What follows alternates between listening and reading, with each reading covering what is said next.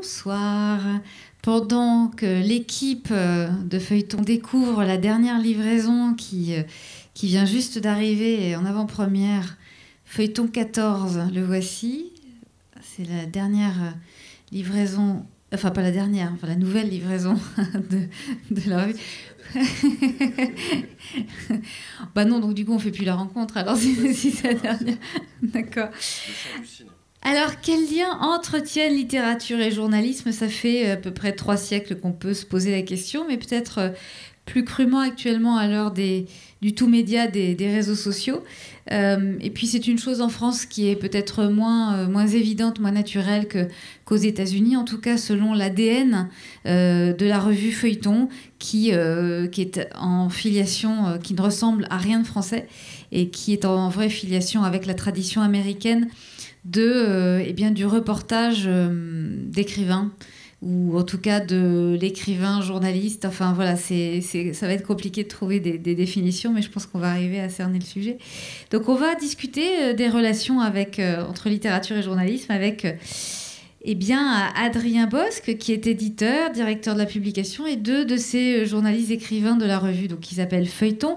Adrien, on vous a beaucoup vu à la rentrée dernière, et pas du tout pour Feuilleton, mais vous êtes l'auteur de Constellation, publié chez Stock, qui vous a valu l'hommage de l'Académie française pour un premier roman. Alors on va pas en parler ici, mais ça reste aussi cool. Comment ça cool? Il n'empêche que Constellation s'inscrit aussi dans ce travail de roman qui dit vrai, et qui a un travail de reportage extrêmement, on va dire, noyé dans l'estompe de l'écriture romanesque. Enfin, noyé ou mêlé. Enfin bref, on en parlera tout à l'heure. Alors, à côté de vous, on a Pedro Rosa Mendes, qui est un journaliste et romancier portugais, donc vous avez d'abord commencé, Pedro, comme journaliste au journal Público. Non, j'ai absolument aucun accent. Moi, j'ai fait allemand, je suis désolée. Donc, vous avez commencé en culture, et puis c'est vraiment la politique internationale qui vous a intéressé, notamment Zaïre, l'Angola, Rwanda, l'Afghanistan, Yougoslavie. Vous avez reçu de nombreux prix pour votre travail de journaliste. Je le dis parce que vous avez donné à Feuilleton un reportage sur le Libéria qui est passionnant, qui remonte à 2003, si je ne me trompe pas, et qui a été publié en 2013 dans la revue, mais qui reste d'une actualité. D'ailleurs, c'est peut-être aussi une des grandes qualités du travail fait par cette revue, c'est-à-dire de montrer que le temps qui passe n'est pas forcément la jauge intéressante pour le temps qui pense, ou la façon dont on doit penser le temps. Donc alors, vous avez publié là maintenant, vous publiez Pension des mondes perdus chez Métellier, donc avec la traduction de Marie-Hélène Pivnik, d'accord. Merci. Et en 2001, vous aviez publié aussi un premier roman, BD Tigre, publié aussi donc chez Métellier, sur votre traversée du continent africain. À côté de vous, il y a David Samuels, qui est on va dire journaliste américain, puisque vous n'avez pas réellement publié de romans, mais enfin, moi j'ai envie de vous appeler écrivain, parce que vous êtes un écrivain. Vous êtes l'éditeur de Harper's Magazine, et vous êtes aussi contributeur à The Atlantic et au New Yorker. Formidable accent. Et alors, vous êtes vraiment l'incarnation de ce reportage littéraire comme style d'écriture très américain, donc un genre que vous dites, nous autres Américains avons inventé pour nous rassurer sur notre existence. Alors ça, on pourrait nous développer un peu cette vision des choses.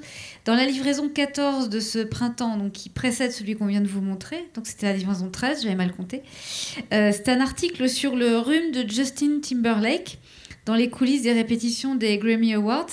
Alors dit comme ça, on vous attribuerait au magazine Closer en France, mais c'est un tout petit peu plus que ça, puisque vous en profitez pour parler des industries d'entertainment, notamment la musique, et les manias des nouvelles technologies qui, je vous cite, ont réussi à passer pour des libérateurs révolutionnaires qui allaient évincer les intermédiaires et siphonner les profits des majors, de la presse et d'autres secteurs sinistrés et dépassés.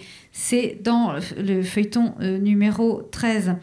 Vous avez écrit 2 livres, un recueil de vos textes journalistiques, Only Love Can Break Your Heart, en 2008, et Mentir à perdre haleine, une enquête sur un coureur de fond qui s'appelait James Hogg, qui est publié aux éditions du Sous-Sol dans la collection Feuilleton non-fiction, c'est-à-dire la maison très, très cousine, on va dire, de la revue. Ce menteur, c'est un romancier en action. Ça pose éternellement la question de la frontière entre le réel et la fiction, tout comme Adrien Bosc avec son livre Constellation. Donc vous êtes un écrivain du réel. Est-ce que cette frontière entre réel et fiction est au centre de vos préoccupations? Et j'en profite pour remercier Jeannette Franklin, qui est votre traductrice et notre traductrice également. I want to say a word about this genre of thing because it is a particularly American form. It's the one literary form that Americans invented. You can throw out all the American novels, all the American plays, all the American poems. They could disappear tomorrow and world literature might be sad, but it would not lose anything essential. It would not lose any form, and plenty of examples of that form. This form was invented by Americans for a very specific reason that now makes it very relevant to France and to all of Europe in a way that it's never been before.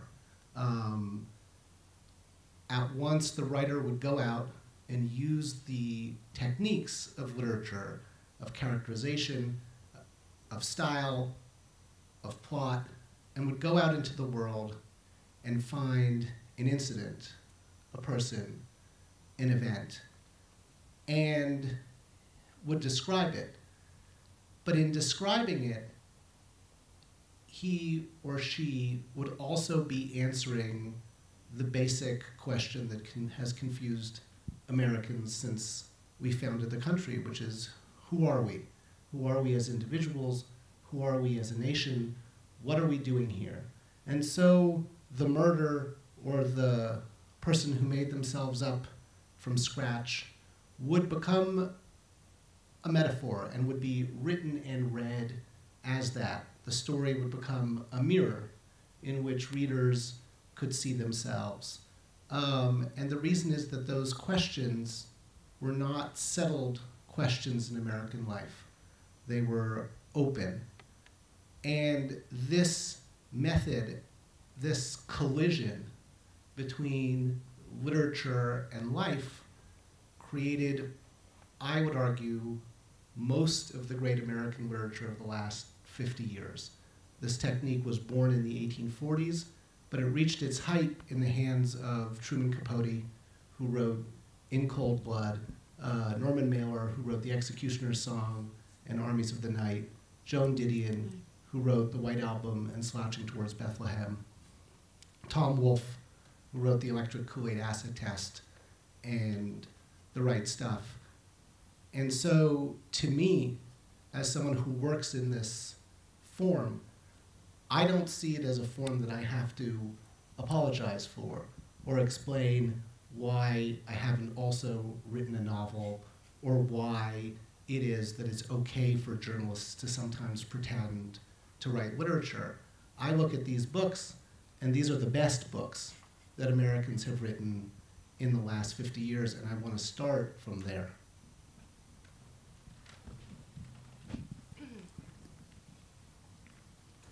Je voudrais dire quelques mots sur ce genre littéraire justement très américain avant de commencer. On pourrait prendre vraiment tous les genres littéraires, tous les auteurs de différents genres américains, la poésie, les romans, le théâtre. On pourrait presque tout jeter, tout oublier et on ne sera pas totalement perdu pour autant. Peut-être un peu triste, mais pas perdu. C'est-à-dire que celle-là de genre littéraire a été inventée par les Américains. Donc, ce genre littéraire aujourd'hui est devenu beaucoup plus important, beaucoup plus intéressant pour vous en France, comme jamais auparavant. Donc, ces techniques littéraires qui sont proches du roman, c'est-à-dire monter le narratif avec un style littéraire, les personnages, et puis ensuite trouver un événement ou un personnage ou une histoire à raconter, le décrire. Prendre par exemple une histoire d'un meurtre, une histoire d'un impostateur, n'importe quelle histoire, le raconter dans ces techniques littéraires. Aujourd'hui, ça devient un métaphore, un miroir. Ce personnage, cette histoire va devenir le miroir pour qu'on se pose une question, cette même question, nous sommes qui? Des questions d'identité nationale, je suis qui? Aujourd'hui, pourquoi je suis ici et c'est quoi d'être américain finalement? Cette question d'identité nationale est restée une question ouverte aux États-Unis et c'est très américain justement. Et donc ce croisement entre la réalité, la vie de tous les jours et la littérature, ce croisement-là est très apte pour répondre à cette question d'identité. Ce genre littéraire a été inventé aux États-Unis en 1840, mais a vraiment été à son apogée, à son meilleur moment avec les œuvres de Capote, de Norman Mailer, de Joan Didion, de Tom Wolfe, donc toutes les œuvres citées de ces romans très très reconnus. Donc aujourd'hui, je n'ai pas vraiment besoin d'expliquer pourquoi je n'ai pas écrit un roman. Parce qu'aujourd'hui, je suis très confortable, pas d'explication nécessaire pourquoi utiliser ce genre typiquement américain, car tout simplement, les meilleurs livres américains ont été écrits dans ce genre littéraire. Alors Adrien Bosco, nous sommes en France, donc avec une tradition différente. C'est en 2011, en septembre 2011, que vous avez créé Feuilleton. Et alors, je vais vous poser une question française. C'est une revue de reportage ou de littérature ?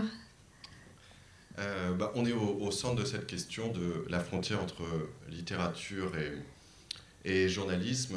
On a voulu rester justement dans cette instabilité qui est plutôt américaine. Vous trouvez dans la plupart des journaux américains ou anglais cette absence de distinction. Et ça a des effets, je trouve, bénéfiques pour les auteurs. C'est-à-dire que vous ouvrez une revue, vous ouvrez un magazine parce que vous êtes attiré par un nom d'écrivain, si vous aimez la fiction. Vous voyez qu'à l'intérieur, par exemple dans le New Yorker, il y a une nouvelle de Louise Erdrich ou je ne sais pas, d'un grand auteur américain. Et vous allez acheter le magazine pour ça. Mais presque par acquis de conscience, vous allez lire le reste, les reportages. Et vous vous rendez assez vite compte que tout ça fait partie d'un ensemble cohérent qui est guidé par une seule idée, les textes qui sont bien écrits de toute façon. C'est-à-dire que vous avez une écriture à l'intérieur des reportages qui n'ont rien à envier à la fiction, et c'est ce que, évidemment, signalait David en expliquant. Je n'ai pas à m'excuser finalement de publier de la non-fiction, considérant que ce qui s'est fait de mieux aux États-Unis ces 50 dernières années ont été publiés dans la non-fiction. Après, il y a toujours cette espèce de frontière qui est plus difficile à comprendre peut-être en France parce que on a moins cette tradition. Il y a aussi une tradition en Angleterre où la revue Granta, qui a été très populaire et qui continue à l'être, a pu publier longtemps des reportages, des nouvelles, essayer de croiser. C'était l'idée d'un rédacteur en chef qui a créé cette revue de toutes pièces, enfin qui a pris une revue universitaire qu'il a redéveloppée, qui s'appelait Bill Buford, enfin qui s'appelle toujours Bill Buford, et qui a fait rentrer dans son magazine revue autant des reporters comme Kapuscinski que des auteurs comme Salman Rushdie. Donc il a cette volonté d'exploser, on va dire, les codes et peu françaises. On avait le souhait de s'inscrire d'abord et dès 2011 dans un genre qui est peu développé en France, qui est ce qu'on appelle donc le narrative writing, la creative non-fiction. On n'a pas vraiment de terme. On pourrait parler de non-fiction littéraire. Mais David a une... Je ne vais pas lui voler sa bonne phrase sur la non-fiction, je te la laisse, qui dit il n'y a pas de non-peinture. qui est tout simplement qui est une boutade, mais c'est vrai. On fait une espèce de distinction entre fiction et non-fiction. Et finalement, qu'est-ce qui définit le roman? Est-ce que vraiment le roman se définit par l'imagination? Est-ce qu'un roman est forcément œuvre d'imagination? On sait que finalement, pas vraiment, que c'est la construction, que c'est ce qu'amène l'écriture, parce que dans ce cas-là, effectivement, le livre que j'ai pu publier, est-ce que c'est un roman? Est-ce que les livres d'Emmanuel Carrère sont des récits, des romans? Est-ce que les livres de... Pour l'Académie française, c'était un roman. Ben, c'est l'intitulé. Mais est-ce que c'est un récit? Moi, je tiens au terme de roman parce que, évidemment, et on pourra revenir, la question de la fiction est aussi au cœur, tout ce qu'on ne voit pas. Et il serait faux également de croire que la non-fiction américaine n'est que vérité. La non-fiction américaine a joué aussi de ces codes. Les grands noms qu'a cité David ont joué de ces codes-là. Et Tom Wolfe, qui a été le premier à théoriser ce qu'on a appelé le nouveau journalisme, a installé des codes dont la présence d'un narrateur qui parle en sa propre personne, donc un jeu omniprésent, mais aussi l'installation de dialogues dans leur intégralité, mais aussi la possibilité du discours indirect libre, c'est-à-dire d'imaginer aussi les pensées de certains des personnages, d'essayer de combler certains pans entiers d'interstices qu'on ne peut, que même le journalisme ne peut atteindre. Donc la revue Feuilleton est vraiment fondée sur un manque en tant que lecteur. Je lisais déjà ces articles.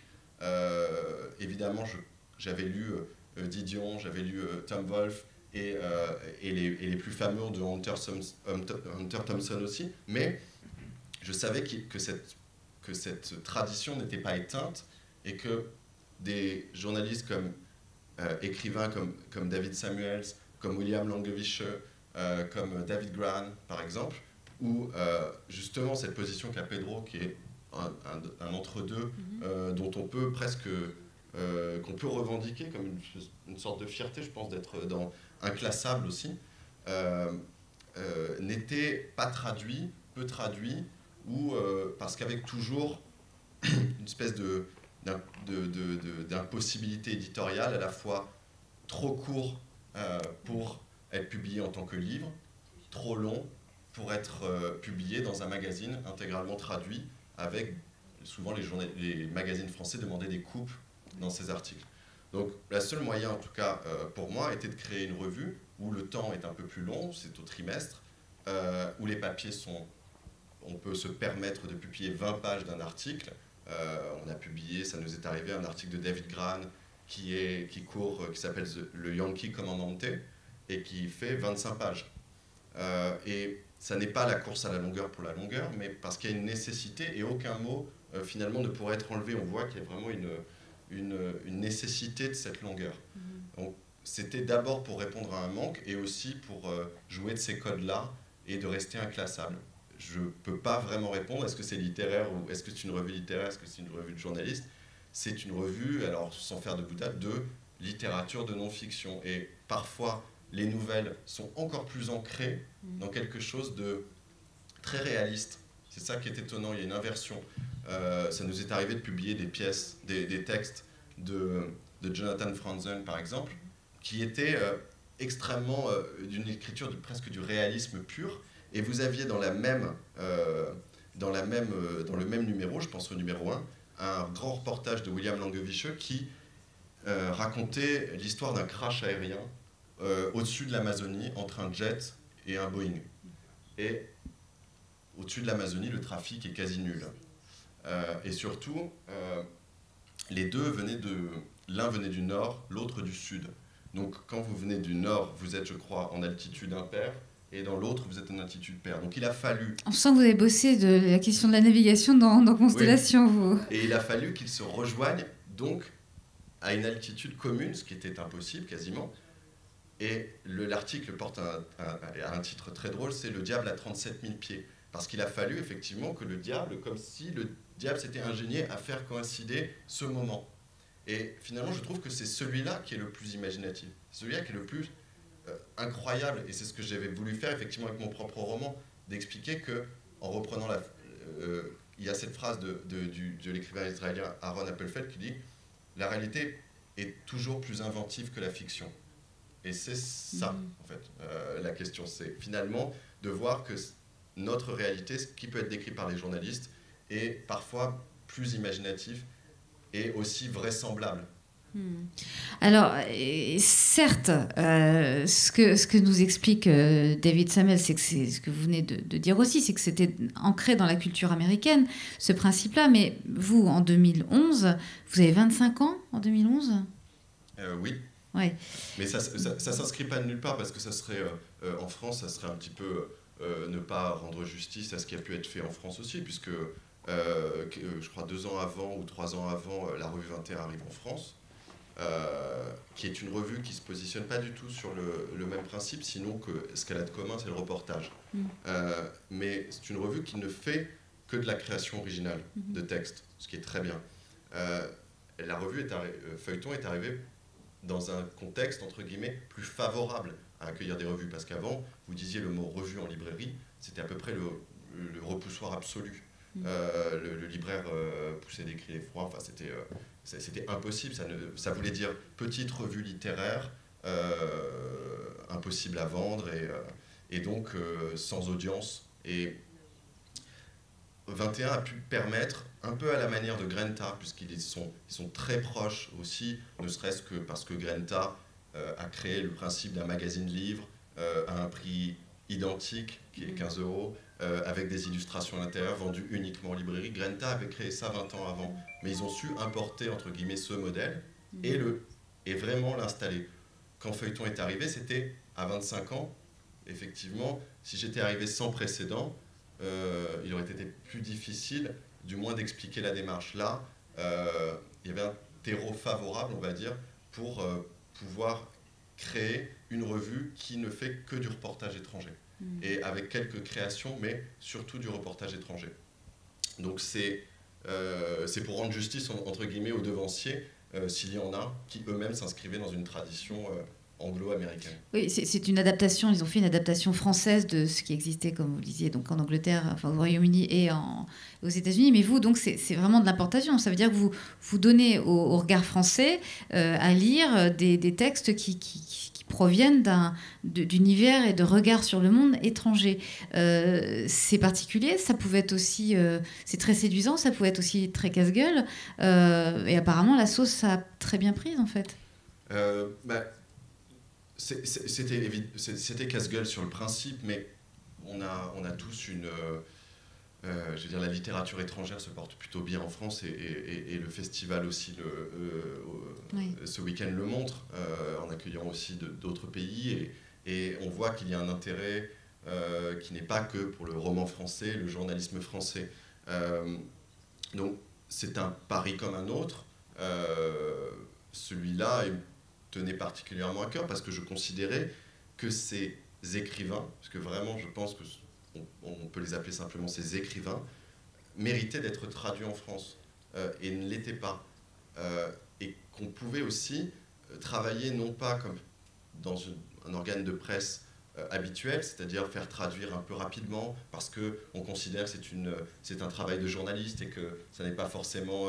on n'a pas de nécessité à prendre soin de ces textes édités. Et la définition, l'étymologie d'éditer, c'est aussi prendre soin. Et c'est cette idée-là, confier ces textes d'écrivains pour nous à des traducteurs qui sont des traducteurs de littérature étrangère, habitués à des romans, à des essais, mais qui sont à qui on laisse du temps en faisant un travail d'aller-retour avec eux sur les traductions et créer comme un petit écrin qui puisse être vraiment oui, effectivement, une manière d'importer un laboratoire aussi pour nous, puisque vous l'avez signalé, on publie le livre de David, donc Mentir à perdre haleine. Tout ça est cohérent, on va dire, dans notre idée de monter cette maison d'édition. Et les éditions du sous-sol ont été créées pour Feuilleton d'abord, mais Feuilleton a toujours été pensé comme un laboratoire pour découvrir des auteurs, comme dans chaque maison d'édition, un auteurs en amènent d'autres. Non pas parce qu'ils parlent entre eux, mais parce qu'en lisant un auteur, vous vous demandez quelles sont ses références. Et vous découvrez d'autres références. Ne serait-ce que ce week-end, en discutant avec David, je pense que j'ai découvert 4 ou 5 auteurs que je ne connaissais pas, américains, parce que des journalistes de ce style-là, parce que vous avez toujours, ça se nourrit, c'est pour ça que c'est un laboratoire, et certaines maisons d'édition, en tout cas au début du siècle, ont été créées sur des revues. On peut penser à la plus célèbre. Je pense que ça avait une logique aussi, de créer comme ça un moyen de pouvoir essayer les textes, voir la réaction, travailler avec des traducteurs sur un premier texte. Enfin, c'est extrêmement agréable pour une maison d'édition d'avoir un tel outil, puisque je considère désormais que c'est aussi un outil pour nous. Pedro Rosa Mendes, vous pouvez garder votre micro, Adrien. Vous avez tous posé vos micros, mais je compte vous faire participer régulièrement quand même. Pedro Rosa Mendes, vous êtes portugais, et cette manière d'écrire, elle vous vient d'où en fait? C'est une façon de faire de la littérature. Vous avez commencé comme journaliste. Est-ce que c'était une manière de commencer la littérature sans trop le dire? Comment est-ce que au Portugal, cette littérature de non-fiction est considérée? Je ne suis pas... bonsoir, d'abord. Je ne suis pas sûr d'être un écrivain portugais typique, ordinaire. J'ai pas mal de produits, des choses qui, précisément, ont cette impossibilité éditoriale de laquelle parlait Adrienne. Je pense que ce que je fais, et qu'il y a toujours une réflexion sur des inscriptions, sur des traces des individus, y compris parfois moi-même, dans une histoire collective. C'est peut-être, et dans un imaginaire collectif. C'est ça qui est peut-être assez portugais, dans le sens que, direct ou indirectement, on se trouve toujours dans notre littérature sur des géographies, sur des sujets et sur un héritage historique très lourd, mais qu'en même temps nous permettent d'être assez à l'aise dans une espèce de imaginaire diasporique, soit en Amérique du Sud, soit au fond de l'Asie, en Afrique. Il y a plusieurs territoires toujours à saisir, qui constituent des différentes lignes de notre littérature, et que j'essaie de parcourir chaque fois. Je l'ai essayé beaucoup de fois en tant que reporter, dans des zones de guerre, surtout en Afrique, mais aussi comme non-journaliste. Et pour revenir au non-painting, c'est assez intéressant parce que une des difficultés, si je peux être un peu brutal et honnête, avec aussi mes lecteurs au Portugal ou en France, c'est très difficile de demander aux lecteurs que comprennent les frontières du journalisme et de toutes les autres choses littéraires ou des formes d'écriture par un critère de déontologie et pas pour un critère de format, de longueur ou de style.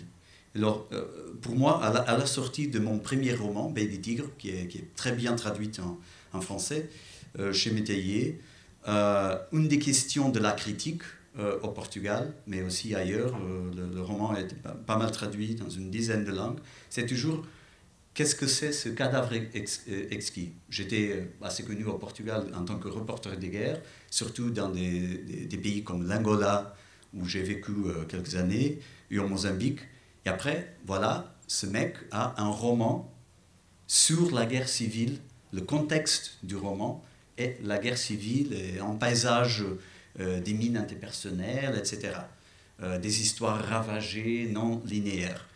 Et bien sûr, pour beaucoup de lecteurs, ce roman qui apparaissait avec le nom, le tag de roman, pour beaucoup de gens, c'était une continuation de mon travail journalistique autrement. c'était assez difficile de le dire non, il n'y a pas une déontologie journalistique. Et c'est pour ça que j'ai absolument insisté. On a beaucoup discuté entre moi et mon éditeur à l'époque. Peut-être que vous... c'est très curieux que la deuxième, et après les autres éditions du roman, ne portent rien, ne portent aucune identité de catalogue sur la couverture. La première édition, oui, j'ai réussi à faire roman. Et en même temps, je trouve ce même bouquin dans d'autres pays, soit je l'ai trouvé à Londres dans la traduction de Grant dans les Current Affairs, je le trouve en Allemagne dans des histoires contemporaines, je le trouve en Italie dans des fictions contemporaines ibériques. Alors, à chaque fois, les gens essayent de mettre dans une petite boîte et de lire avant la lecture avec ces catégories journalisme, littérature très, très fermées.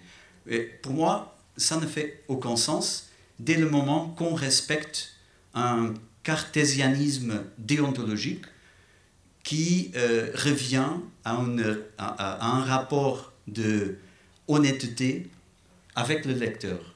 Alors, si on travaille sur les faits et les mots, et si on essaie d'avoir une loyauté, ça se dit en français, je m'excuse, je sais toujours un peu loyauté, raté. Oui. Loyauté avec le lecteur voilà, il n'y a pas d'invention, il n'y a pas de création dans le sens de je n'ai pas ajouté rien qui n'était pas là au début. Ça, c'est ce que je comprends comme journalisme.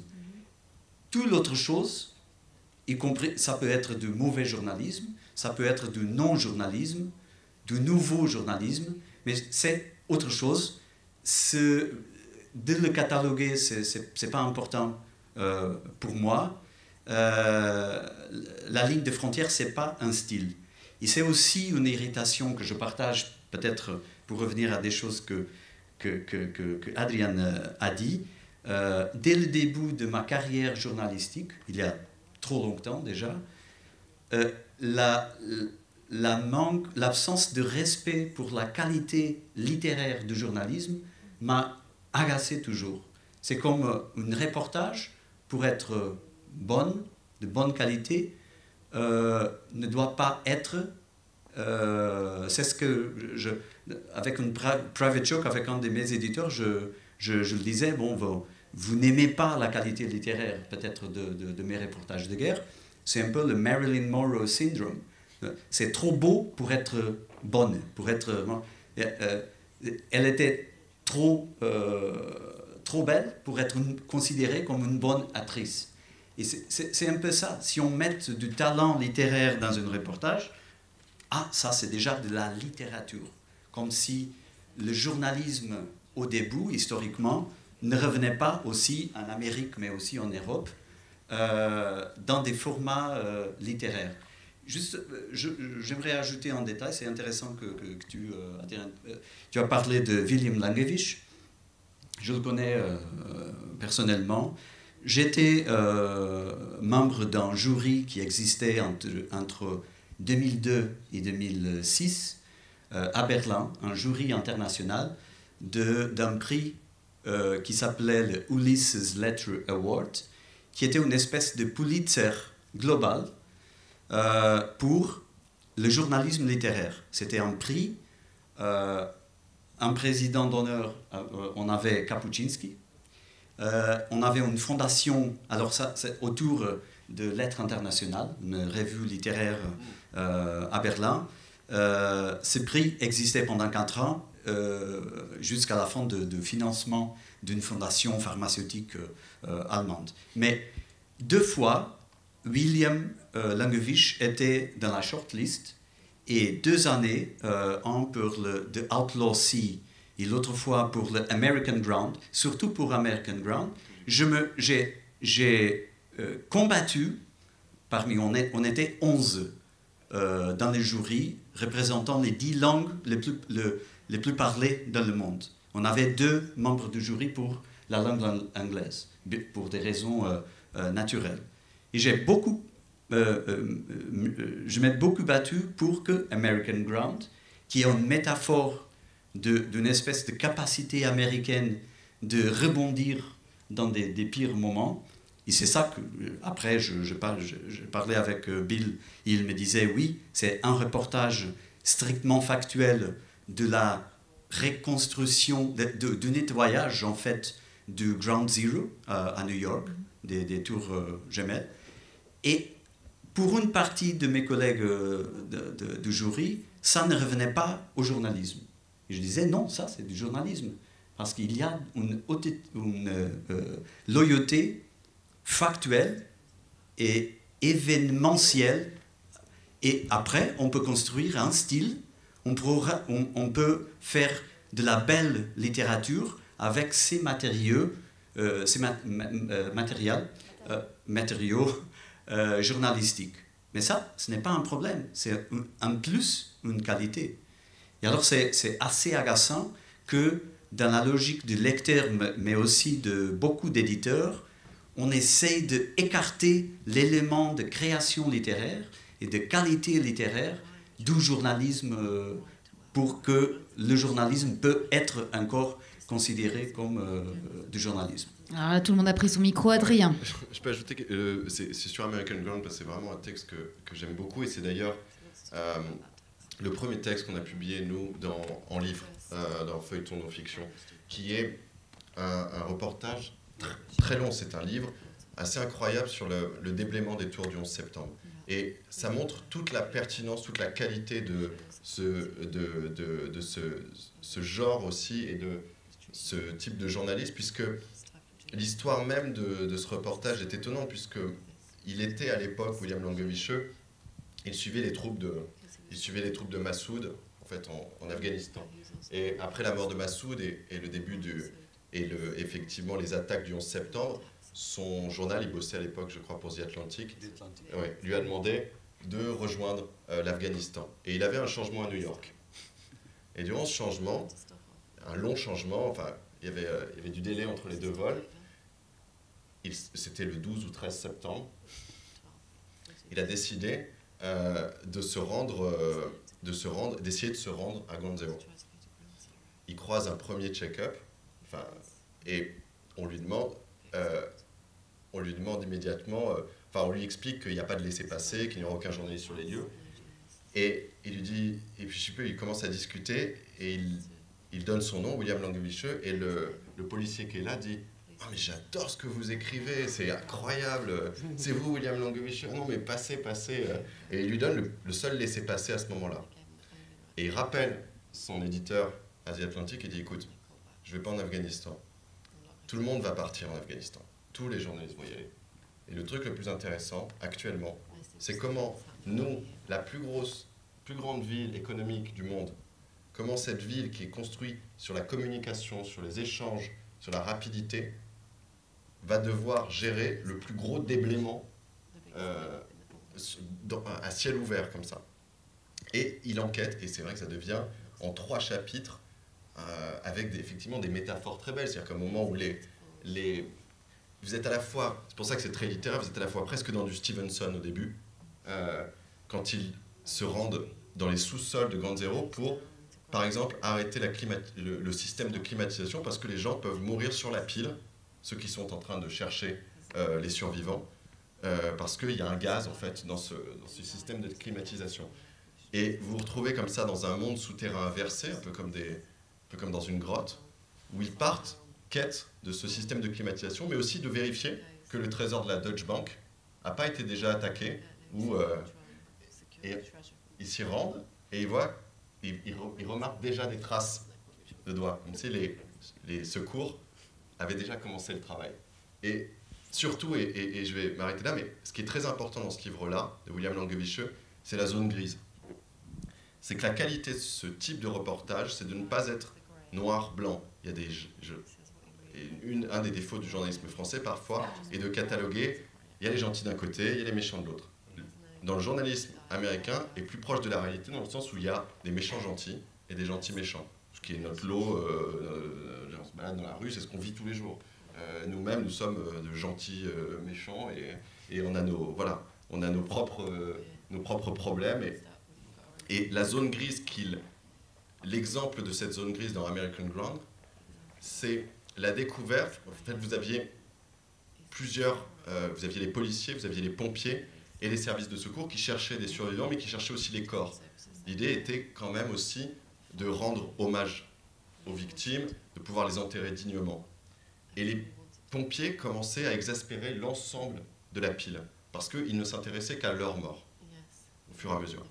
Ils ne cherchaient que leur mort. Et il y avait comme une rumeur et un début d'aigreur envers ces pompiers. Et un jour, ils tombent sur un début de toit, de capot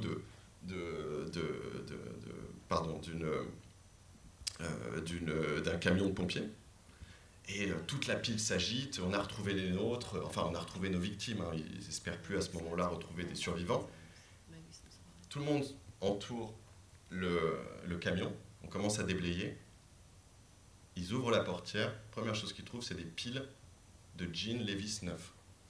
Ce qui voulait dire tout simplement qu'au moment où on ne savait pas si les tours allaient tomber et que les pompiers étaient là, certains, et humains trop humains, ce n'est pas grave en soi, enfin si, mais c'est des humains trop humains, on le sait, tout le monde le vit au quotidien, avaient commencé à piller.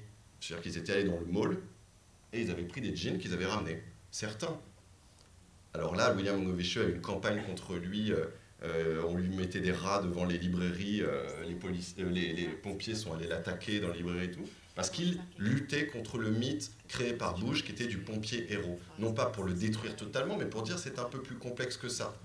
Et c'est exactement ça aussi qu'on veut proposer dans Feuilleton et dans ce type de journaliste, c'est la zone grise. Le monde est gris, il n'est pas blanc et noir, il est toujours plus complexe qu'on... J'aimerais ajouter très vite un détail. L'autre élément que, encore, pour la plupart du temps, de l'histoire du journalisme, en Amérique, mais aussi en Europe, jusqu'à très récemment, le journalisme partageait un tempo, un temps de lecture et de réflexion qui est nécessaire pour comprendre ce qu'on écrit, ce qu'on lit. C'était aussi un temps littéraire. C'était le même temps de la littérature. Et après, le journalisme, avec les médias du journalisme et avec les techniques de diffusion, bien sûr, radio, télé, et de plus en plus, depuis une vingtaine d'années, avec l'Internet, les réseaux sociaux, le tempo du journalisme, ça a tellement accéléré, et on se trompe, je pense, de penser que le lecteur vit cette uber-actualité, et que ça, le temps de Twitter, c'est le temps journalistique. Et je trouve que c'est au contraire, qu'on a perdu beaucoup dans le journalisme mainstream en France, au Portugal, en Amérique. On a perdu le temps de la lecture, qui est un temps littéraire, et que la plupart du temps, quelqu'un nous sert pour manger un type de journalisme que ne comprend rien et personne de ce qui se passe. Et là, le temps des récits littéraires journalistiques est essentiel. C'est pour ça que je suis toujours abonné, je suis abonné à Feuilleton, pas par hasard, mais aussi à The Atlantic aux États-Unis. Alors, des choses où je peux, par exemple, passer 3 heures avec un récit de James Fallow qui me permet de comprendre tout le mécanisme de justification de la deuxième invasion de l'Irak par Bush. Et ça, je ne le trouve pas dans le journalisme d'actualité. Et ça ne m'intéresse plus, en fait. Alors, il y a le transit entre littérature et journalisme aujourd'hui, je pense, doit se faire aussi par récupérer un temps littéraire dans ce qu'on met en substance dans le journalisme. Moi, ce que je comprends de cela, avant de laisser la parole à David, c'est que la littérature, on se pose beaucoup la question de savoir si le roman est mort, si la littérature a encore une place. Enfin, c'est un débat très français aussi. Moi, j'ai l'impression que la littérature est en train de réinsuffler un élan au journalisme, enfin, redonner du sens au journalisme. C'est ce que vous êtes en train de dire depuis tout à l'heure. Je pense que oui. Il faut dire... Je suis un peu timide avec cette correction. Je vais faire peut-être ça sera une épiphanie pour Adrienne, mais mon farewell to arms journalistique, après 25 ans de journalisme, c'était le reportage que vous avez traduit en feuilleton. Je ne travaille plus en tant que journaliste. Je travaille à Genève dans une organisation de peacebuilding international. Et ça revient aussi, alors les bonnes raisons pour avoir fait une sortie radicale du journalisme, c'est aussi une incompatibilité de ce qu'on voit et ce qu'on demande de produits journalistiques aujourd'hui. Et c'est pas par hasard que la longue reportage littéraire sur la destruction, le démantèlement d'un pays, Libéria, et d'une ville qui était une ville moderne en Afrique de l'Ouest, Monrovia, par la voix d'un Libérien, d'un ingénieur des mines retraité, qui raconte sa vision d'une descente au chaos pendant les années 80 et 90. C'est un long récit, très factuel. J'ai récupéré des entretiens qu'on a fait pendant qu'on se promenait à Monrovia. C'est pour ça qu'originellement, c'était Down on Broad Street, c'était le titre. Mais ce n'est pas par hasard que ce long récit n'a pas été jamais publié dans sa langue originale. Alors, dans la presse portugaise, mais ailleurs, je sais que c'est pareil, il n'y a pas le temps de publier ces genres de choses. Tout doit être vite, et alors tout devient un peu superficiel. On n'a pas l'économie des médias, du paysage médiatique, ne permet pas des choses comme feuilleton, comme 21, comme aux États-Unis, The Atlantic. Et pour ça, il faut revenir aussi à un élément de marché. Il faut avoir des gens qui payent pour avoir des choses littérairement écrites et que prennent 2-3 heures à lire. Ça, donc, il s'agit de vous. Hein. David, Janet, vous traduisez tout ce qui se passe et vous avez certainement une réaction à nous apporter à ce que Adrien et Pedro ont dit. For me, it's a bit strange because I've never worked in any form besides this. I never published a novel. I never worked for a newspaper as a journalist. This form is what I've done from the beginning of my writing life. And it's not just the American authors that I named before who found this form useful. Gabriel Garcia Marquez, who won the Nobel Prize, wrote 2 books in this form, one of which, News of a Kidnapping, I think is one of his greatest books. Haruki Murakami, the great Japanese novelist, has also written 2 books in this form. One about the Kobe earthquake, and the second one about the Om Shinriku cult sarin nerve gas attacks on the Tokyo subway. So the question is, if the greatest writers in America and some of the greatest writers in the world choose to use this form, is it because they want secretly to be novelists? They're already novelists. Is it because Gabriel Garcia Marquez lacks the imagination to write a novel about the kidnapping? No.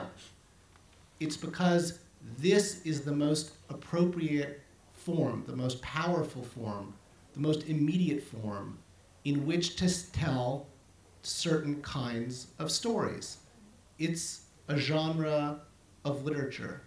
And I want to say that when you look at method, I was friendly for a while with the great American novelist Philip Roth. And I read his book, American Pastoral. And there was a great 60-page long scene that's set in the glove factory owned by the protagonist of the novel, Swede Lvov. And in that scene, he conveys everything that he's trying to tell us about this character and what his life has become, all through the process of making leather gloves. And so when I sat with Philip Roth, I asked him, you know, wow, that's amazing. I love that scene. You know, how did you write that? How did you imagine that? And he said, well, I went to a leather glove factory and I sat there for 3 months and I watched them make leather gloves and I asked the people what they were doing and I understood the process completely. And then my imagination was able to make it mean something once I saw it and touched it and understood it. And I said, hey, that's what I do. And so what kinds of stories is this form appropriate to? And again, I'm talking about this as a literary form. I agree with that what's happened to journalism and it's happened in the United States too is a disaster. Who wants to read this crap on Twitter? It's bad. It has the reflection, you know, of a ant, right? A ladybug. The kinds of stories that it tells are stories where the idea that, yes, this is a projection of the writer's inner subjectivity, need to be balanced with a gesture outwards towards a shared social reality. That's the kind of story. The reason that Gabriel Garcia Marquez had to write News of a Kidnapping as a nonfiction book instead of as a novel was that the kidnappings were something real.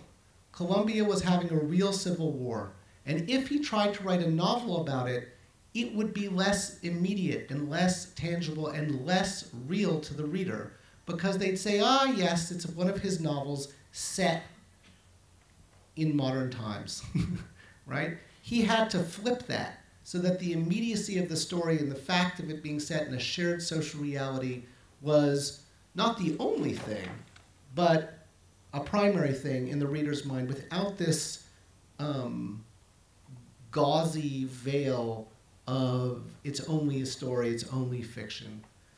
Now, I think that these stories have urgency for you here now as French readers and citizens, because your social reality is a mess.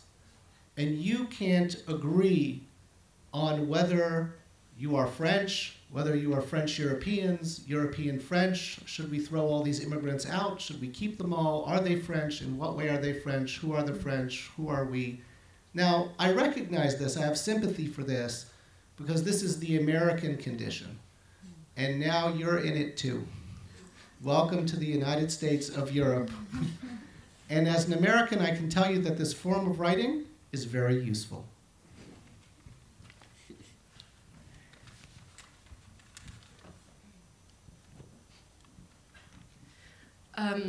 Bon, pour ma part, je n'ai jamais été journaliste et je n'ai jamais été non plus écrivain de romans. Donc, ce style a toujours été le mien. Mais il y a d'autres auteurs, tels que Gabriel Garcia Marquez, qui a écrit 2 livres dans ce forme, dans ce style, et Haruki, do you want to say that for me? Murakami. Thank you very much. Le japonais qui a également écrit 2 livres. Donc, pourquoi ces écrivains tellement connus, quelques-uns des meilleurs écrivains du monde, ont choisi? Est-ce qu'ils avaient un désir secret d'écrire des romans? Non, ils avaient déjà fait ça avec brillance. Est-ce qu'il manquait d'imagination? Non, sûrement pas. Donc, pourquoi ils ont choisi d'écrire avec ce genre? Tout simplement parce que c'était vraiment le style le plus approprié pour raconter ce qu'ils voulaient raconter. Quelque chose de puissant, quelque chose d'immédiat, quelque chose de réel. Ça ne pouvait que se raconter avec ce format. C'était le genre parfait, et ça reste le genre parfait pour raconter certains types d'histoires. Pour l'anecdote, je connaissais, j'étais proche à un moment avec l'écrivain Philip Roth. Je parlais de lui à un moment donné de son livre. J'avais lu US Pastoral, American Pastoral, et je suis tombée sur une page, une scène qui se déroule sur 60 pages du livre, où tout se déroule dans une usine à gants en cuir. Et Philip Roth arrive à faire passer tout ce qu'il veut dire, à construire tout le personnage qu'il veut décrire uniquement en faisant cette description extrêmement détaillée du processus de fabrication des gants en cuir. Je lui ai posé la question alors, comment vous avez fait pour rentrer dans un tel détail, pour écrire 60 pages sur l'usine de fabrication? Bon, il m'a dit, je suis allée à l'usine, j'ai trouvé une usine qui fabrique des gants, j'ai passé 3 mois là-bas, je me suis plantée là 3 mois juste à observer tout ce qui se passait. J'ai posé des questions, j'ai essayé de comprendre comment ça marche pour fabriquer des gants en cuir. Et à partir du moment où vraiment je comprenais le processus, là j'étais prête à utiliser mon imagination pour écrire quelque chose qui avait un vrai sens.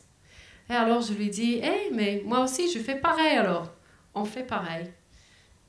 Donc, quel type d'histoire est approprié? Il y a beaucoup d'histoires aujourd'hui qu'il faut raconter avec ce style. Je suis d'accord avec vous, la situation des médias, aussi bien aux États-Unis qu'en Europe, c'est horrible avec ce Twitter idiot, vraiment inintéressant.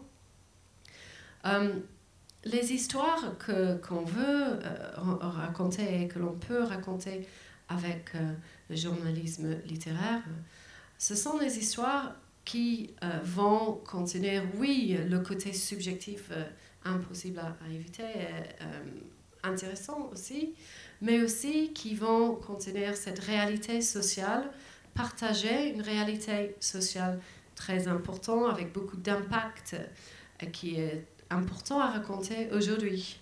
Pourquoi Gabriel Garcia Marquez a parlé du...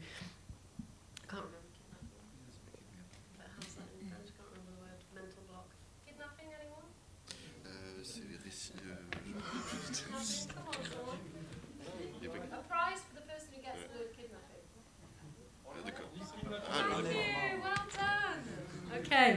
Donc, nouveau de l'enlèvement. Pourquoi il fallait raconter ça avec ce style-là? Tout simplement parce que la Colombie vivait une vraie guerre civile. Et il n'y avait rien de suffisamment réel et tangible dans le roman. S'il avait écrit ça dans le style de roman, tout ce qui se passait réellement dans leur vie de tous les jours, ça aurait été comme s'il racontait encore une histoire. Il fallait quelque chose de vrai qui serait vu autrement.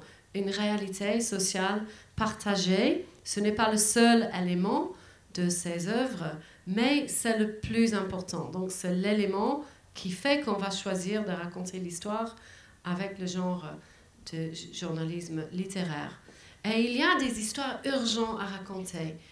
Pour vous, aujourd'hui en France, vous vous retrouvez dans ces situations comme ça. C'est-à-dire que votre réalité sociale est très perturbée. Il y a beaucoup de confusion.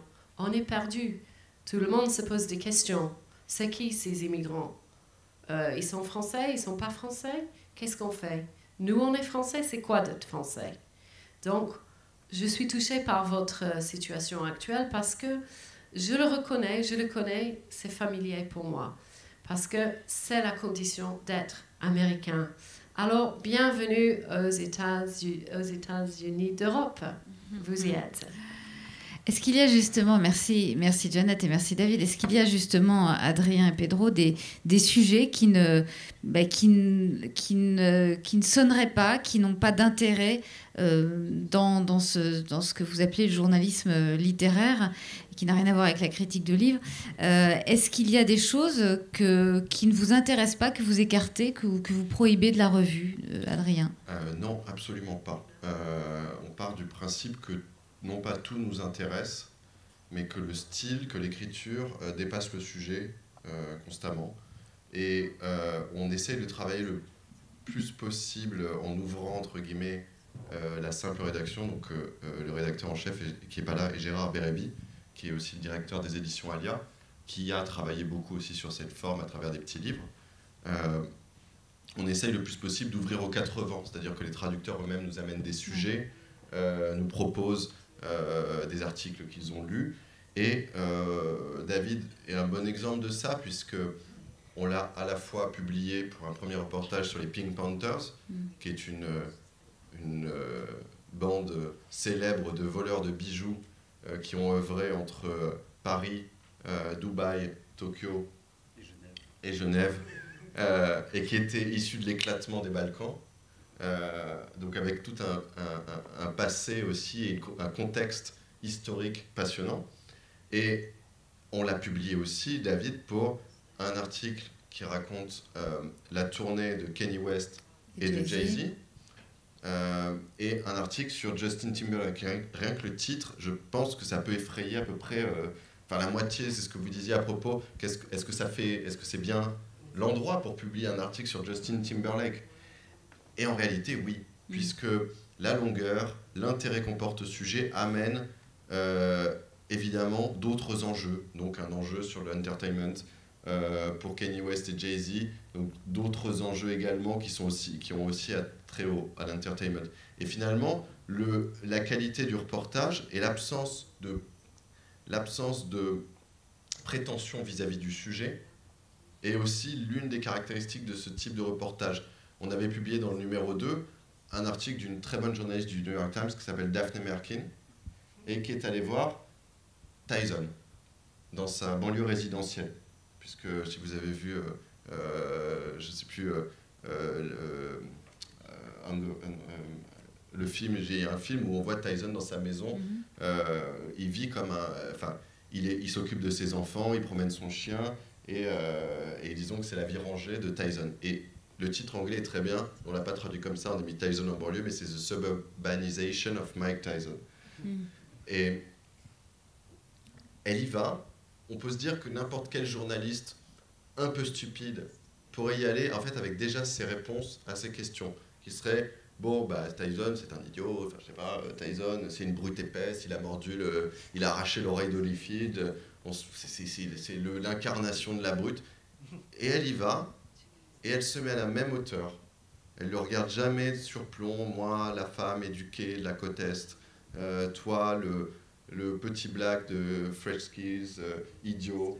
Et il en ressort un article passionnant sur la rédemption d'un homme, sur ses propres douleurs, ce qu'on voit aussi dans le documentaire de James Toback, et c'est ça que moi je souhaitais montrer, c'est qu'il n'y a pas de frontière du moment où on s'intéresse au sujet. Et c'est aussi la grande qualité de l'un des créateurs de ce genre-là, qui est Guy Tallez, qui lui arrivait toujours à montrer que finalement le sujet importait peu, à partir du moment où l'écriture vient amener autre chose. Donc il était au début, c'est pour ça que je dis qu'il a un peu inventé le genre, c'est qu'au début il était dans des quotidiens. Et le New York Times, je crois, et le New York Times lui dit, écoute, il était aux pages sportives, tu vas nous faire un compte-rendu de tel match de boxe. Il y allait, et en fait il revenait avec un article sur celui qui sonne le gong, enfin que celui qui sonne la cloche. Et il faisait un portrait de cet homme-là. Il devait faire un article sur Times Square, et en fait il décidait de faire un article sur celui qui allume les lumières dans Times Square. Qui est derrière les machines. Et cette qualité de décalage, en fait, peu importe finalement le sujet, on pourrait, je vais dire une bêtise, mais qu'est-ce qui serait vraiment de mauvais goût en France? Ce serait de dire que, je sais pas moi, Nabila, oui, c'est de mauvais goût. La tentative parce que c'est partout. Mais peut-être qu'on pourrait s'amuser avec un très bon écrivain, un très bon journaliste, à dire on va faire, non pas une vraie enquête sur qu'est-ce qui s'est vraiment passé, ça en fait, on s'en moque un peu, mais le portrait et tout ça, et évidemment qu'on verrait aussi apparaître en filigrane toute la stupidité et le cynisme des gens de médias qui organisent tout ça pour une économie parallèle, qui est une économie de la stupidité, et que au-delà de cette pauvre jeune fille, en fait, il y a un business. Il y a un énorme business qui a besoin de sa stupidité et qui a besoin qu'elle-même soit considérée comme stupide parce que peut-être qu'elle ne l'est pas. Et finalement, en fait, il n'y a aucun sujet de mauvais goût et je pense que même il faudrait s'en servir un peu comme d'un aiguillon. Si on se dit « Ah, c'est de mauvais goût », peut-être il faudrait y aller en se disant « Tiens, c'est peut-être chouette, en fait. Il y a peut-être quelque chose dessous. » Ce que j'ajouterais, c'est que la démarche littéraire en journalisme permet, je suis convaincu, d'éclairer des zones d'ombre et pas d'inventer, mais de découvrir des sujets qui étaient invisibles, qui n'étaient pas là sous nos yeux, sur la table, en tant que parfois des sujets d'une actualité ou d'une importance brûlante, mais qui ne font pas d'une approche plus superficielle, très vite, du journalisme mainstream. Je pense que si aujourd'hui je suis encore écrivain ou romancier, et quand je pense à Baie des Tigres, mon premier roman, c'est un besoin de rendre la réalité, dans ce cas, la réalité d'éclatement de vie et l'extrême insularité de parcours des individus dans un contexte d'une guerre que je couvrais en tant que journaliste, en tant que reporter. Je sentais que le journalisme n'était pas de façon à saisir la réalité de ce conflit, les histoires, les drames, tout ce qu'il y a d'extrêmement humain dans cette guerre, dans ce pays qui s'appelle l'Angola. Je pense qu'en essayant d'écrire, de faire de la littérature sur cette réalité journalistique, autrement, j'ai commencé un parcours qui m'a écarté de plus en plus de journalisme. En même temps, ça m'a permis d'écrire, par exemple, sur ce qui signifie les mines antipersonnelles. C'est quoi ça? Et de pouvoir écrire avec une extrême acuité, une extrême précision journalistique, des morceaux qui sont fictionnels, parce que c'est la voix des personnages inventés, mais qui parlent de l'expérience d'avoir mis le pied dans une mine interpersonnelle, et qui parlent des coupures de temps, et qui ont une non-linéarité dans son expérience. Ça, c'était possible de rendre compte dans la littérature et pas dans le journalisme. Alors, si je comprends bien à ce stade de la discussion, donc nouveau journalisme ou nouveau courant littéraire, c'est pas la question. On n'est pas dans cette dialectique qui veut absolument mettre les choses dans des cases. Ce qui est intéressant, c'est de voir que cette tendance-là, et vous parliez de la revue 21 juste avant Feuilleton, mais s'inscrit en France à peu près dans le même temps que Twitter arrive. Donc il y a presque un effet antidote. Mais ce que je note, c'est qu'il n'y a pas de... c'est quelque chose qui existait aux États-Unis, donc qui est dans l'ADN de David Samuels, ça c'est sûr, mais qui arrive en France sans se positionner contre quelque chose. C'est au contraire une espèce de création pour quelque chose. Pour penser peut-être, tout simplement, parce que ce que vous dites du journalisme et ce qu'on remarque, c'est que le journalisme crée de l'opinion, ce que vous étiez en train de dénoncer, donc sur la stupidité nécessaire aussi de notre époque, une médiocrité rentable. Et au fond, ce que vous proposez dans Feuilleton, ce journalisme de littérature, c'est une façon de recréer la possibilité de penser et donc de donner aux lecteurs des outils démocratiques pour aborder le monde qui les entoure. C'est pas du tout incompatible l'accélération à ce qui apparaît. C'est même logique ce qui advient comme type de publication. il y a, et j'essaie de me souvenir du nom, et c'est extrêmement... J'ai un vrai trou de mémoire, mais il y a un sociologue des médias allemands, mais au début du XXe siècle, et c'est devenu, on a appelé ça une loi, la loi de... J'ai un trou de mémoire, ça me reviendra peut-être. Et c'est très, très, très marrant, parce que ce sociologue des médias s'est intéressé non pas à des journaux, mais à la circulation de l'information dans l'Antiquité romaine. Et il en est advenu de ces analyses une loi, dont je me souviendrai du nom, qui dit que tous nouveaux médias n'enterrent jamais l'ancien, que tout moyen de communication n'enterre jamais le précédent, mais le radicalise sur ce qui fait sa spécificité. Et c'est exactement ce qui se passe. C'est-à-dire, la radio n'a jamais disparu avec l'apparition de la télévision. Elle s'est radicalisée sur ce qui fait sa spécificité. On le voit sur les matinales, on le voit sur la proximité, sur le radiotrafic, sur des choses comme ça. C'est ce qu'on cherche. Parce que c'est la spécificité du média, il s'est radicalisé. Mais il n'est pas mort, il est même plutôt bien loti.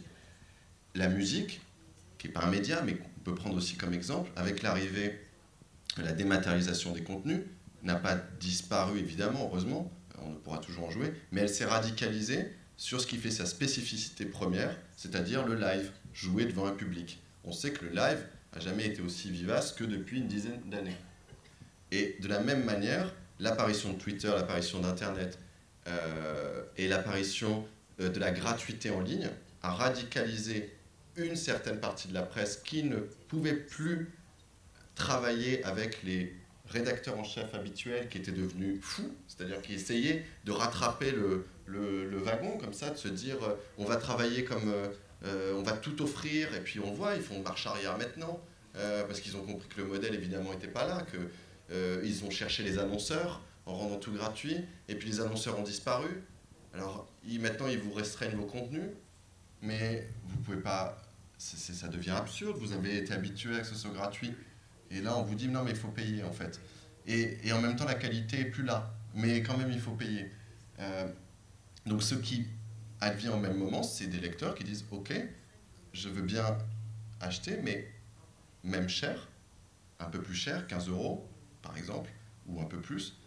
Mais à l'intérieur, je suis certain d'y trouver cette forme de reportage que j'apprécie. Et de la même manière, les journalistes, eux, se disent...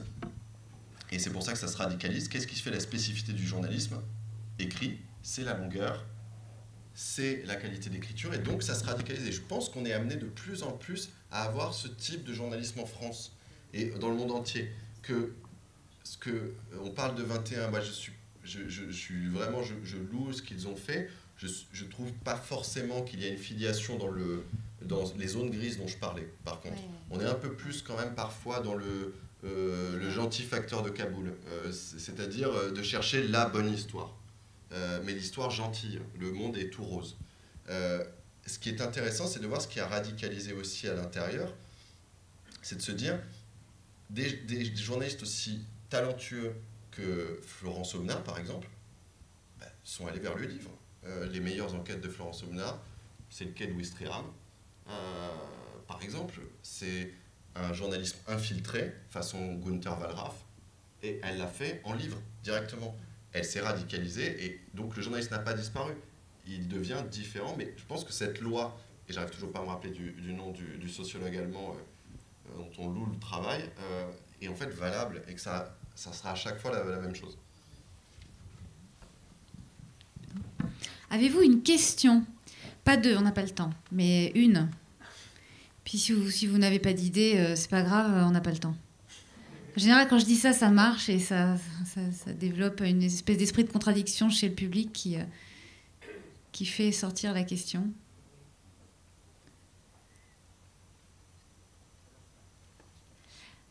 Oui. Est-ce qu'on peut être optimiste sur le futur journalisme? Est-ce que le journalisme va évoluer dans le sens que vous dites? C'est vrai qu'on en a ras-le-bol de cette hyper-médiatisation de ces nouvelles rapides, de ce bruit. Oui, ça, oui. Alors que là, on va vers la littérature. Je suis intéressé par cette évolution. Est-ce qu'on peut être optimiste? Alors, je vais vous répondre en quelques mots, et pour ne pas monopoliser la parole là-dessus, mais en fait, je suis assez pessimiste malgré ce que j'ai dit.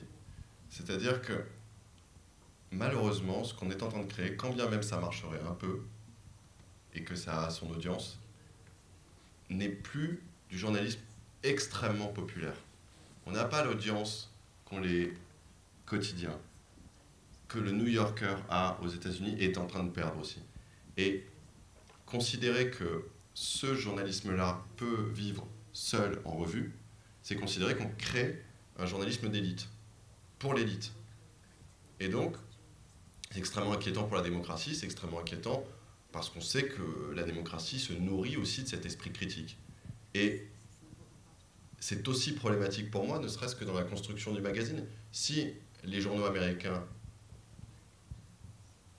s'effondrent, bah, c'est comme le New Yorker, comme Harper's, il va y avoir de moins en moins ces textes-là. Et de la même manière, 21... Vous avez d'autres contributeurs, il y a Saviano notamment, Oui, enfin il y a plein d'autres contributeurs. Bien sûr, et pour 21 qui souvent se vit comme l'honneur et va sauver le journalisme, de la même manière, ils vont avoir le même problème. C'est-à-dire que si les quotidiens disparaissent, si les magazines disparaissent de plus en plus, prenons un exemple comme Libération, quand il publie un long reportage d'un journaliste que j'aime beaucoup, qui est Jean-Pierre Perrin, il ne paie pas le voyage de Jean-Pierre Perrin.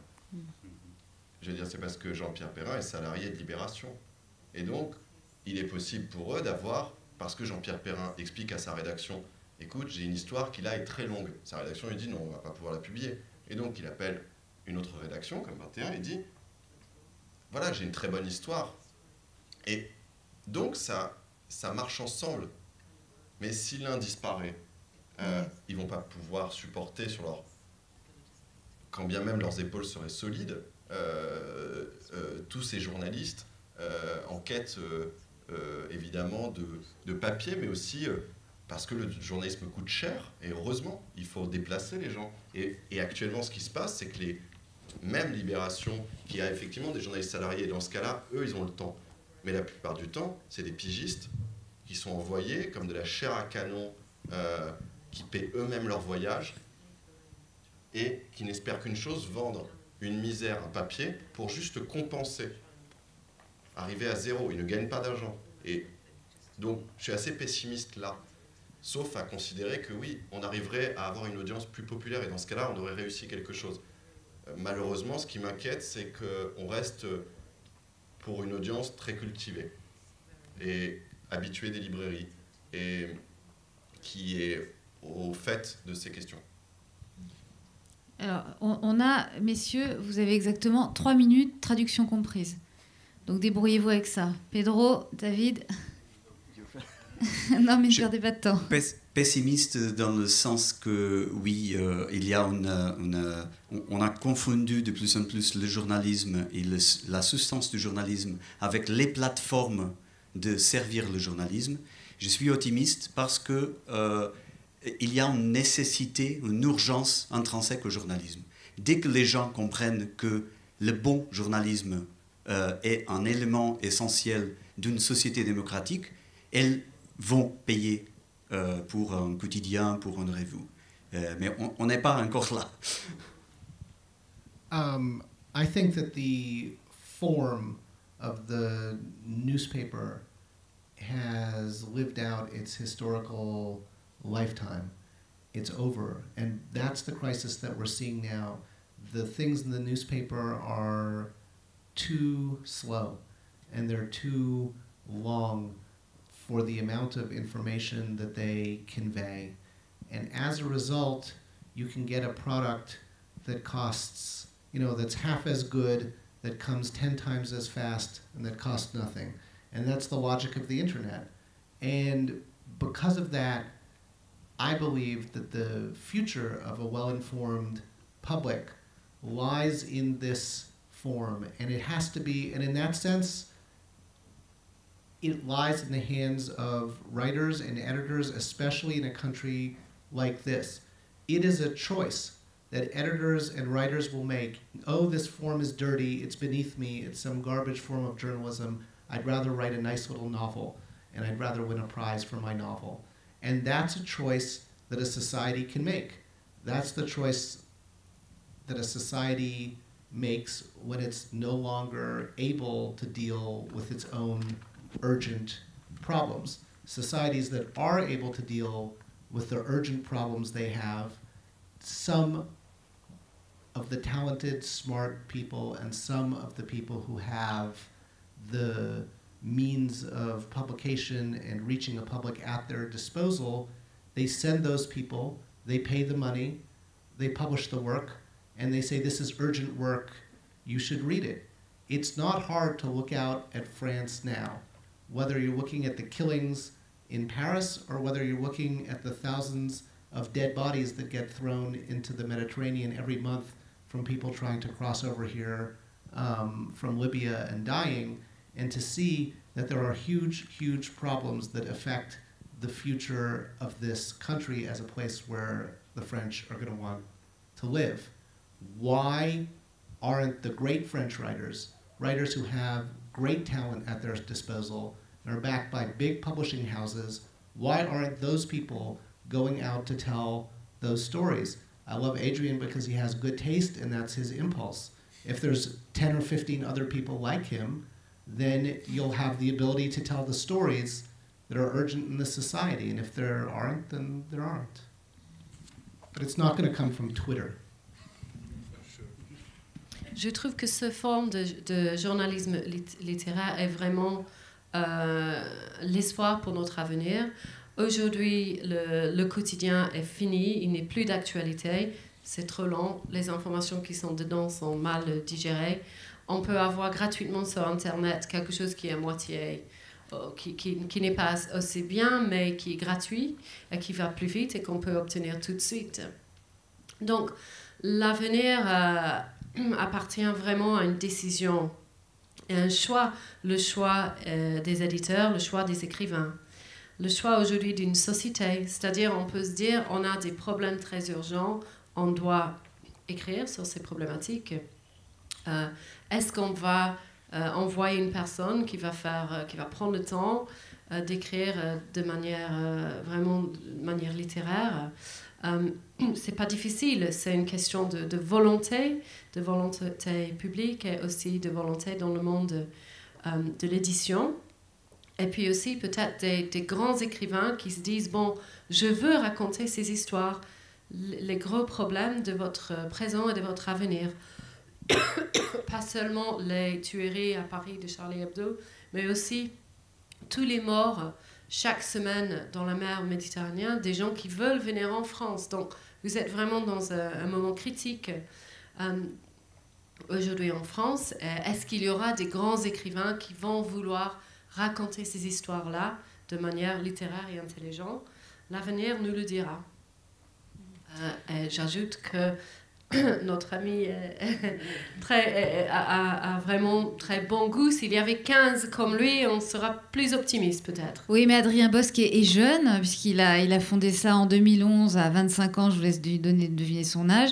Il est déjà prix du roman de l'Académie française pour son premier roman. Enfin, c'est une lourde pression, mais enfin, on compte sur vous, Adrien. En attendant, je vous encourage tous à lire Feuilleton. On n'a pas dit plein de choses, notamment qu'il y a toujours un soin, c'est une entreprise éditoriale, avec un soin particulier apporté à la traduction. Les traducteurs sont tous de premier ordre. C'est pas, c'est des grands noms. Les auteurs publiés, les auteurs journalistes sont aussi des grands noms. Vous avez des illustrateurs à chaque fois qui sont toujours extrêmement bien choisis. Il y a un soin particulier apporté à l'éditorial. Et vous avez aussi la bande originale son, puisque chaque article propose aussi une musique pour vous accompagner.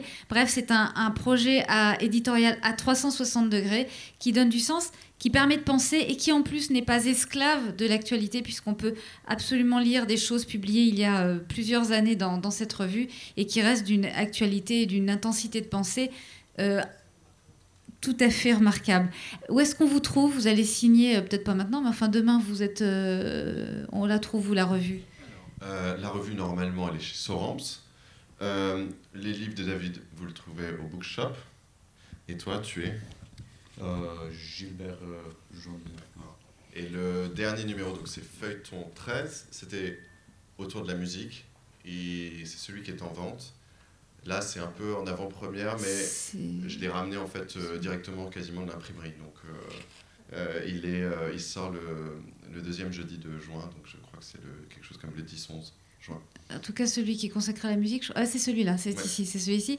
Et puis, n'oublions pas donc Pension des mondes perdus chez Métellier pour Pedro Rosa Mendes en 2015, sur une traduction de Marie-Hélène Pivnik. Et puis David Samuels,